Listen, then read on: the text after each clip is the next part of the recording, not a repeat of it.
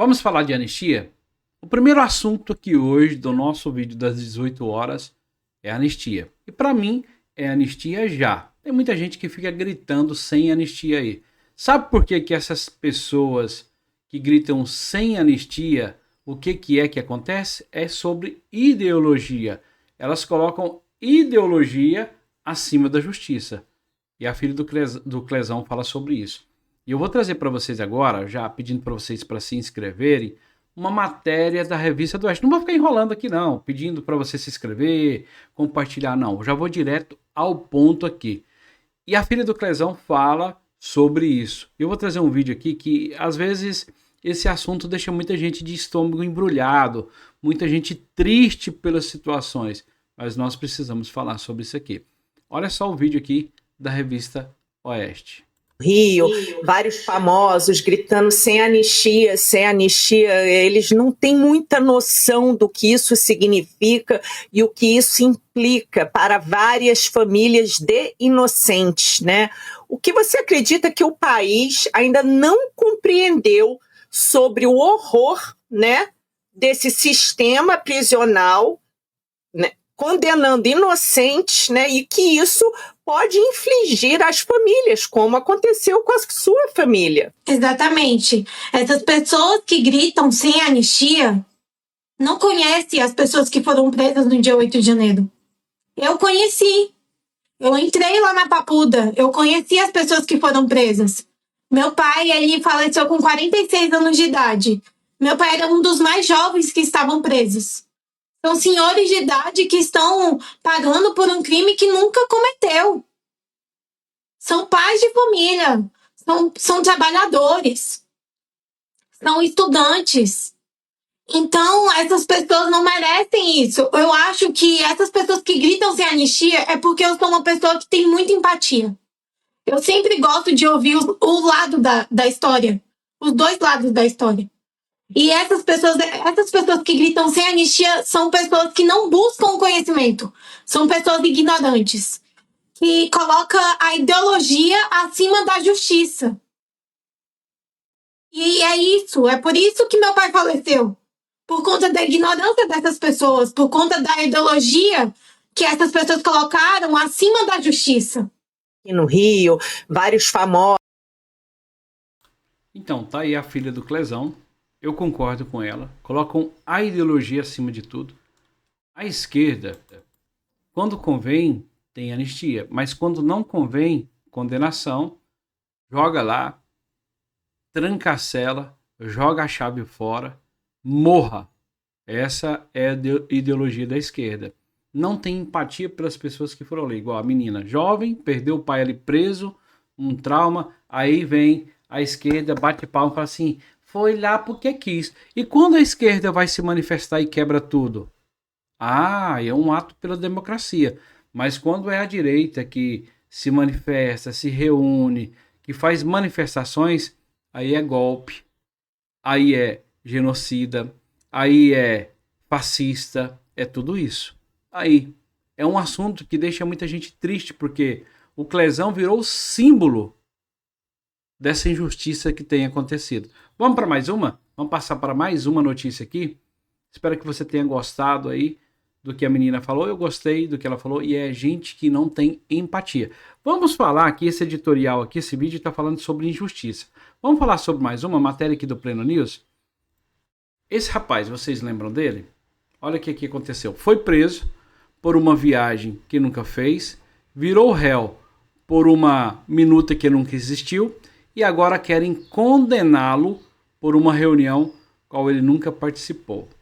Esse é o Felipe Martins. Esse é o Felipe Martins. Vou ver se eu coloco aqui na tela aqui a matéria da Pleno News, o que está escrito. E nesta sexta-feira, foi ontem, né?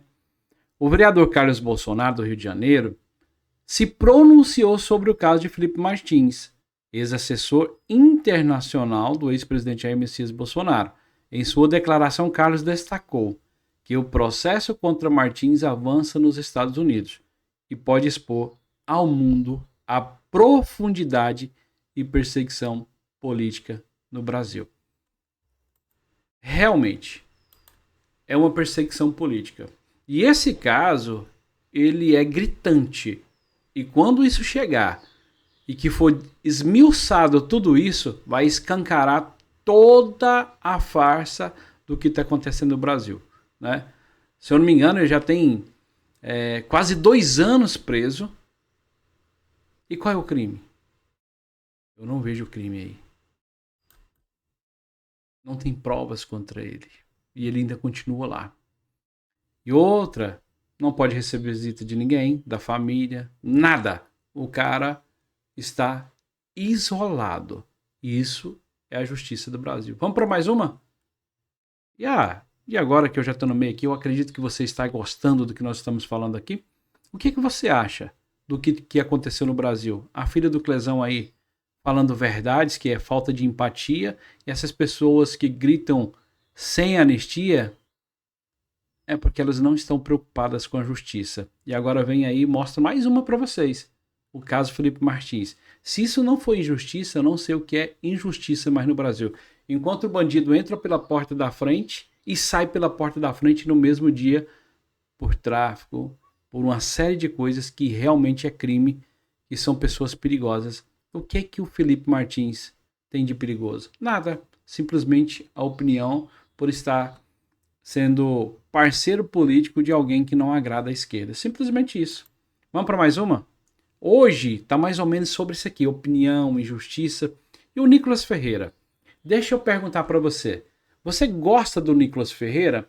O Nicolas Ferreira é aquele tipo de pessoa que ele arrasta multidões, ou você ama ou você odeia. A direita hoje ama o Nicolas Ferreira, gosta das atitudes dele, gosta do posicionamento dele como família, como cristão, como político, mas a esquerda o odeia. Já escutei muitas vezes que a pessoa que eles mais odeiam é o Nicolas Ferreira. Isso, às vezes, vem da boca de gente que professa a mesma fé que o Nicolas.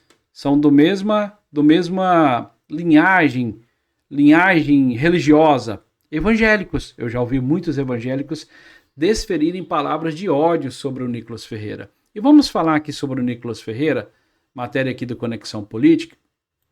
Olha só, faltam ordem e cultura no Brasil, diz Nicolas Ferreira, que associa decadência nacional ao espírito adoecido da nação. O Nicolas falou isso. Mas a esquerda vem e fala que é elitismo. E eu vou ler para vocês aqui a matéria do Conexão Política. Eu não sei o que acontece, que a esquerda sempre distorce tudo. Vamos lá. O deputado federal Nicolas Ferreira afirmou nas redes sociais que o problema do Brasil não está na pobreza, mas na desordem. A declaração feita em uma publicação no X, no Twitter, antigo Twitter, né, tem dado o que falar e provocado respostas da esquerda, que passou a problematizar o tom da fala. O Brasil não é pobre, é desordenado. Você, da casa pronta, pintada, alinhada, em poucos anos vira tijolo cru, gambiarras e caos. Não é economia, é caráter, cultura e espírito, escreveu o parlamentar. A postagem foi acompanhada por 2 fotos de uma mesma rua, comparando os anos de 2019 e 2025. Na primeira imagem, as casas aparecem recém-pintadas e padronizadas. Já na segunda, já aparecem construções irregulares e sem acabamento. Vamos aqui, vamos continuar. Nicolas acrescentou ainda que enquanto não entendermos que a decadência começa dentro do homem, em um espírito adoecido que repele ordem e beleza, nada mudará. A publicação já ultrapassa 3 milhões de visualizações. Nos comentários, a maior parte dos internautas apoiou a análise, interpretando a fala como uma crítica à falta de zelo e de educação cívica. Setores da esquerda, por outro lado, enquadraram o discurso como preconceituoso e elitista, afirmando que as imagens exibidas se dão por causa da desigualdade social e ausência de políticas públicas. Se há ausência de políticas públicas, então o que está fazendo a esquerda lá, que já domina o Brasil há mais de 30 anos? Fernando Henrique, tudo para trás ali, vindo ali, Lula, Dilma, Bolsonaro ficou só 4 anos, agora o Lula quase 4 anos de novo. E essas políticas públicas, por que não melhora? Conversa para boi dormir. Eu concordo plenamente com o Nicolas Ferreira. Falta educação financeira, falta educação moral e cívica, falta educação para o povo brasileiro. Destrói, invade, depreda, arrebenta com tudo. E ele tem razão. A esquerda vem e fala que é elitismo, que é preconceituoso. Você concorda que a esquerda qual que é a palavra? Deturba tudo, vem e destrói tudo? Eu concordo com o Nicolas. A gente vê casas sendo destruídas. Vou falar uma coisa para você. Talvez você de algumas regiões não sabem. Você vê aí as casas, tudo que tá para alugar, tudo bonitinho, mas tem regiões que a mentalidade é tão complicada que a esquerda domina, que o cara quando vai alugar uma casa, que ele sai da casa, ou então que ele vai alugar uma casa, sabe o que ele faz? Ele lacra as portas da casa com tijolos para que não invadam a casa. Me fala se isso não é falta de educação, se isso não é um povo que está parecendo bicho invadindo as coisas dos outros.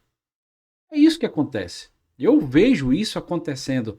Lojas, quando vão alugar, eles lacram com paredes para que ninguém entre.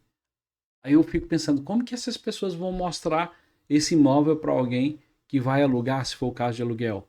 Então isso é falta de educação. Concordo plenamente com o Nicolas Ferreira. E a última de hoje... vereador da cidade. A última de hoje que nós vamos falar aqui, eu vou colocar aqui na tela para vocês. Eu falei hoje de manhã, mas eu vou falar agora novamente. Vou falar novamente sobre isso aqui. Vocês lembram que teve pessoas que foram eleitas com o nome do Bolsonaro, com todo o apoio do Bolsonaro que os traíram? E eu falei sobre esse camarada aqui. Vocês já escutaram a voz dele que eu cometi um pequeno erro aqui, vocês já escutaram. Esse camarada foi eleito com o apoio do Bolsonaro, dizendo-se bolsonarista. Mas hoje eu fiz um vídeo mais cedo, mas eu quero falar aqui novamente. Esse camarada aqui, a matéria do Metrópolis, é o Alexandre Frota. Ele se elegeu dizendo que era bolsonarista. Depois foi lá, traiu, fez um monte de acusações. Um verdadeiro traidor. Ele traiu o Bolsonaro, que o ajudou a eleger, colocou o pão de cada dia na mesa dele ali por um tempo, porque se elegeu através do Jair Messias Bolsonaro e ganhou um bom salário de deputado. Verdade ou mentira? Estou falando mentira aqui? Claro que não, estou falando verdade. Aí se queimou total, foi lá para Cotia e conseguiu se eleger, se eu não me engano, com 2.800 alguma coisa de votos, quase 3.000 votos como vereador ali.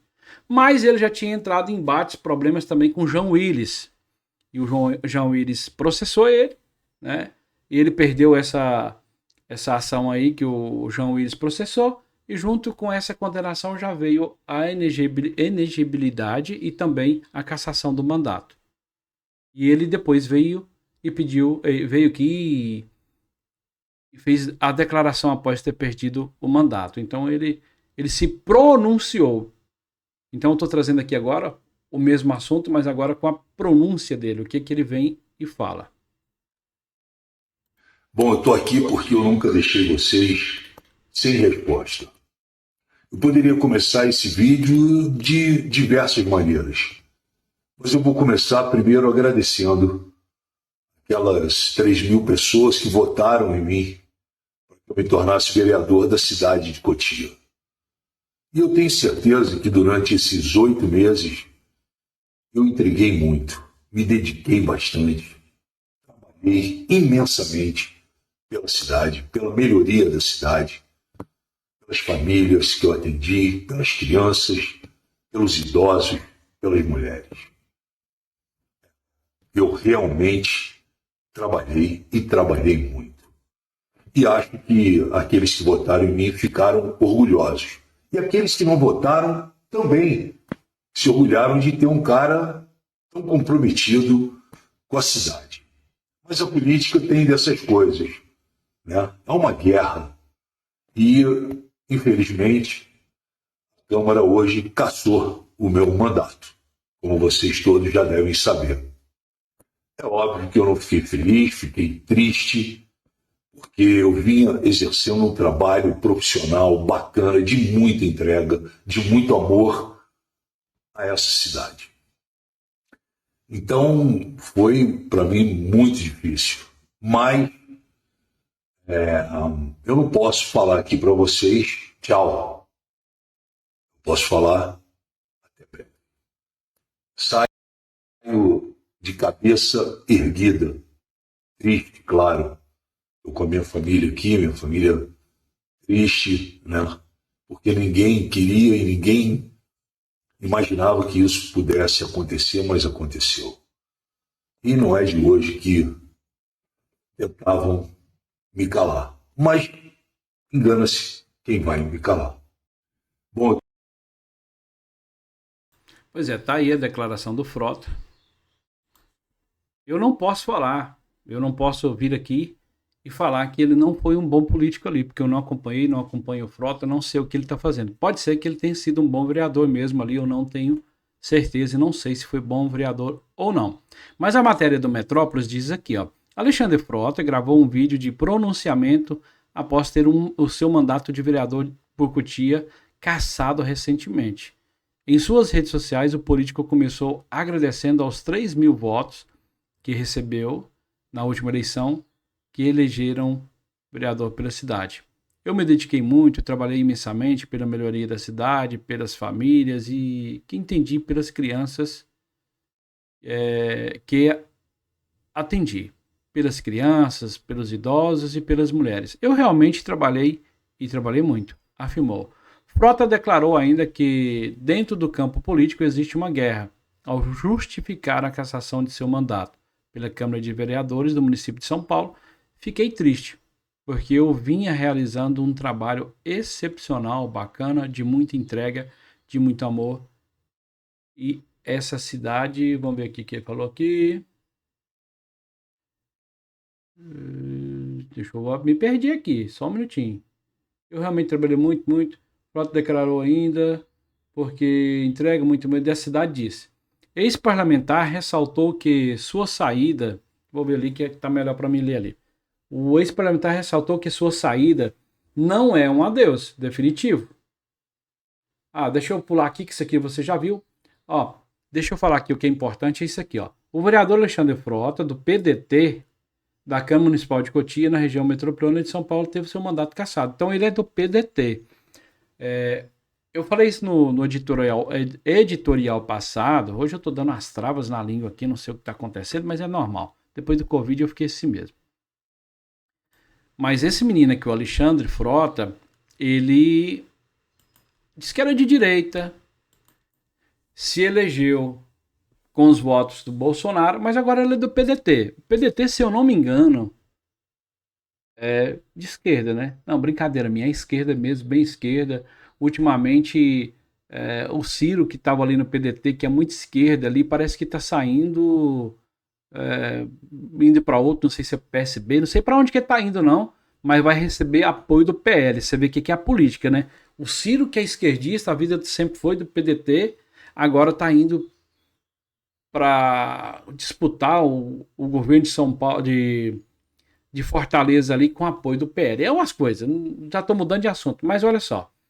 O PDT aqui é do partido, o Frota é do PDT, então se elegeu falando que era de direita, né?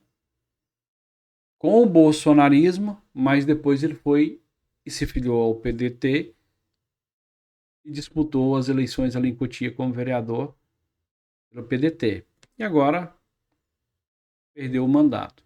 Muita gente, né, tá feliz e tá falando, não, parabéns, é o traidor mesmo, ele tá só colhendo o que plantou. Realmente eu acredito, sim, no que você planta, você colhe. Então, ele plantou muita coisa que ele não deveria ter plantado. Então, tanto de um lado quanto do outro, você vê que a cassação dele veio não por alguém da direita, veio por alguém da esquerda, que foi um processo que o João Willis moveu contra ele.